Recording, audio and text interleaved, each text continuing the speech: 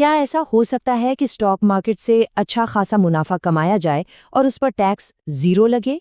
सुनने में शायद अजीब लगे, पर यह बिल्कुल मुमकिन है, और वो भी पूरी तरह से कानूनी तरीके से। आज हम एक ऐसी ही स्मार्ट रणनीति को समझेंगे जिससे हजारों बल्कि लाखों रुपए बचाए जा सकते हैं। चलिए, इसको एक उदाहरण से समझते हैं।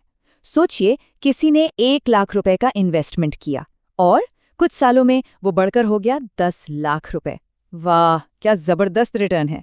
तो प्रॉफिट कितना हुआ? सीधा सा हिसाब है, 9 लाख रुपए, है ना? लेकिन कहानी में एक छोटा सा ट्विस्ट है, और वो ट्विस्ट है टैक्स। जी हाँ, बिल्कुल सही सुना। उस 9 लाख के प्रॉफिट पर करीब करीब 80,000 रुपए सीधे सीधे टैक्स में कट सकते हैं। ये एक बड़ा अमाउंट है ना? तो अब सवाल ये है कि क्या इसे बचाया जा सकता है? बिल्कुल, और आज हम उसी का समाधान जानेंगे। अच्छा, तो इस टैक्स को बचाने की जो रणनीति है, उसे समझने से पहले हमें खेल के कुछ बेसिक नियम जानने होंगे। तो चलिए फटाफट कैपिटल गेन्स टैक्स के जो जरूरी नियम हैं, उन पर एक नजर डालते हैं। तो देखिए, हम यहाँ जिस टैक्स की बात कर रहे हैं, उसका नाम है लॉन्ग टर्म कैपिटल गेन, या शॉर्ट में कहें तो LTCG। अब ये है क्या? बहुत सिंपल है। अगर कोई अपने स्टॉक्स या इक्विटी म्यूचुअल फंड्स को 1 साल से ज्यादा होल्ड करने के बाद, मतलब 1 साल से ज्यादा रखने के बाद मुनाफे में बेचता है, तो उस मुनाफे पर यह टैक्स लगता है। अब यहाँ पर एक बहुत ही दिलचस्प चीज है। इक्विटी के लिए नियम बाकी इन्वेस्टमेंट्स जैसे डेट या गोल्ड से अलग हैं। वहाँ लॉन्ग टर्म के लिए 3 साल तक रुकना पड़ता है, पर इक्विटी में सिर्फ 1 साल। और सबसे सबसे जरूरी बात, जो इस पूरी कहानी का हीरो है, वो ये कि इक्विटी पर होने वाले लॉन्ग टर्म कैपिटल गेन में 1 लाख रुपए तक के मुनाफे पर कोई टैक्स नहीं लगता, जीरो टैक्स। और बस यही वो नियम है जो टैक्स हार्वेस्टिंग का दरवाजा खोलता है। तो अब हम आते हैं उस पॉइंट पर जहां से सारा खेल बदल जाता है। चलिए, अब बात करते हैं उस छिपे हुए फायदे की, जो हर स्मार्ट इन्वेस्टर के लिए एक सीक्रेट वेपन की तरह काम करता है। ये है वो मैजिकल नंबर, 1 लाख रुपए। जी हाँ, इनकम टैक्स का नियम साफ साफ कहता है कि हर फाइनेंशियल ईयर में इक्विटी से होने वाला 1 लाख रुपए तक का लॉन्ग टर्म कैपिटल गेन पूरी तरह से टैक्स फ्री है। मतलब उस पर 1 रुपया भी टैक्स नहीं देना। ये एक बहुत ही जबरदस्त छूट है जिसका फायदा उठाया जा सकता है। वैसे एक मजेदार बात बताऊं, साल 2018 से पहले तो इक्विटी के लॉन्ग टर्म गेन्स पर कोई टैक्स था ही नहीं, जीरो। सोचिए, राकेश झुनझुनवाला जैसे बड़े बड़े इन्वेस्टर्स ने सालों तक इसी नियम का फायदा उठाया।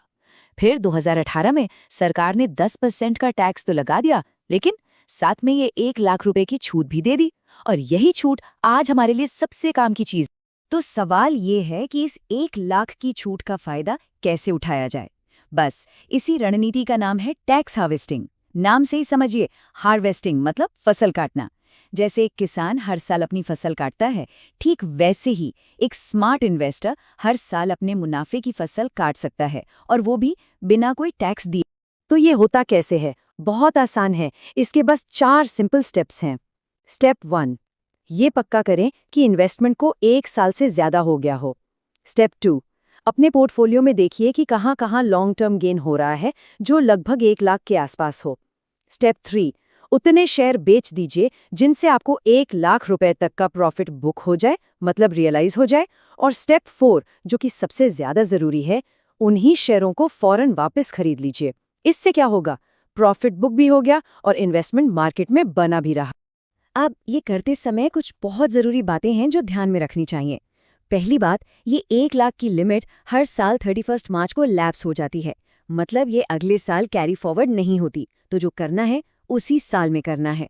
दूसरी बात, टैक्स सिर्फ प्रॉफिट बुक करने पर यानी बेचने पर लगता है। जब तक शेयर बेचे नहीं तब तक वो सिर्फ कागजी मुनाफा है, उस पर कोई टैक्स नहीं।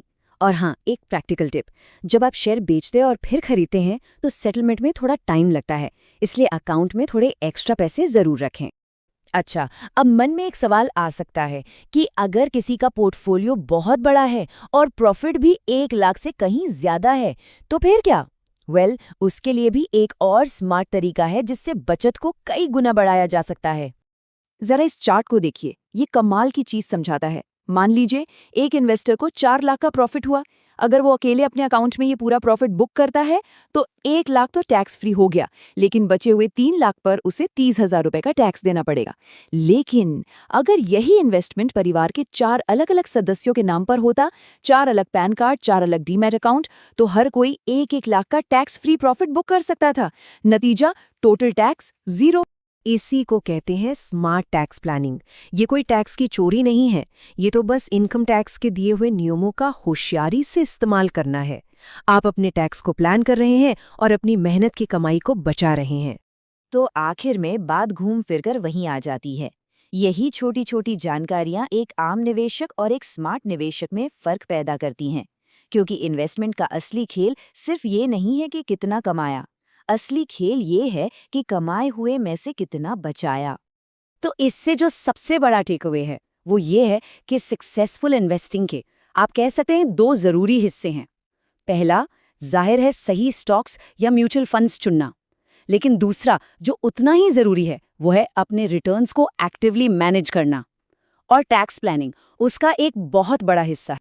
तो अब जब ये नियम पता है तो एक सवाल हर निवेशक को खुद से पूछना चाहिए, क्या वो सिर्फ अपने प्रॉफिट्स को कागज पर बढ़ता हुआ देखना चाहते हैं, या फिर हर साल अपनी वेल्थ को, अपनी दौलत को सक्रिय रूप से हार्वेस्ट करके उसे असल में अपना बनाना चाहते हैं? ये एक ऐसा सवाल है जिस पर सोचना बहुत जरूरी है।